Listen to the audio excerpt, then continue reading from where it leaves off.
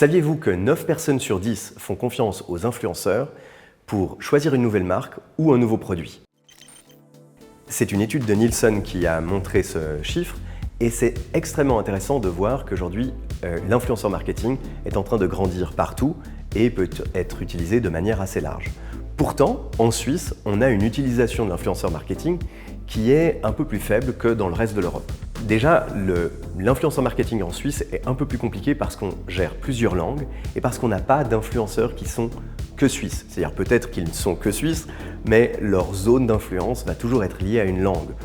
Quand on a un influenceur en français, par exemple, c'est assez fort déjà s'il a 20 à 30% de sa zone d'influence qui est en Suisse. Maintenant, comment est-ce qu'on fait de l'influenceur marketing ? Comment est-ce qu'on se lance dedans et comment est-ce qu'on obtient des résultats en influenceur marketing? La première chose que je peux vous conseiller, c'est de vous faire bien entourer et d'utiliser des plateformes de qualité. Trop souvent, on voit des gens qui vont juste faire une sélection à la main en allant sur Instagram et en se disant je vais contacter un influenceur local.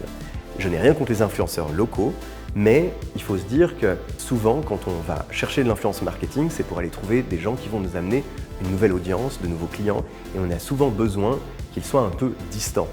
Les influenceurs qu'on va trouver de manière locale n'ont pas forcément une audience locale. Je peux vous donner un exemple, on a travaillé pour une célèbre marque de montres. L'influenceur le plus influent, par exemple, pour l'Argentine, était basé à New York. On n'a pas forcément une zone d'influence là où on est. Maintenant, comment est-ce que l'on peut choisir les influenceurs avec qui travailler?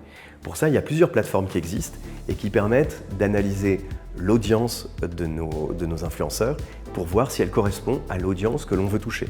Ça permet aussi d'analyser le taux d'interaction parce que ce que l'on cherche, c'est d'avoir des influenceurs avec un haut taux d'interaction. Et c'est pour ça que les influenceurs de taille moyenne ou petite sont souvent à privilégier parce que ces influenceurs ont des taux d'interaction qui sont 60% plus haut que les plus grands influenceurs. C'est normal, si vous avez une petite base de données, vous avez une meilleure relation avec que si vous en avez une énorme.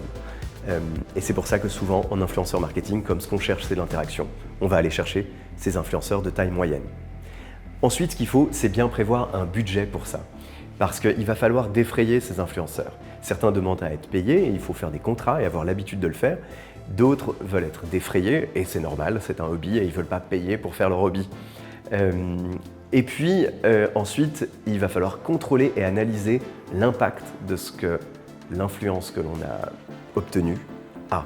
Et pour ça, il faut mettre des trackers et bien faire ce travail-là pour savoir avec quel influenceur il faut continuer à travailler et avec lesquels ça n'a pas eu d'effet. L'influenceur marketing est un excellent outil à rajouter dans un arsenal marketing, c'est-à-dire que tout seul, c'est pas super utile. Mais quand on fait influenceur marketing plus digital advertising plus des actions de terrain, on obtient vraiment de très beaux résultats.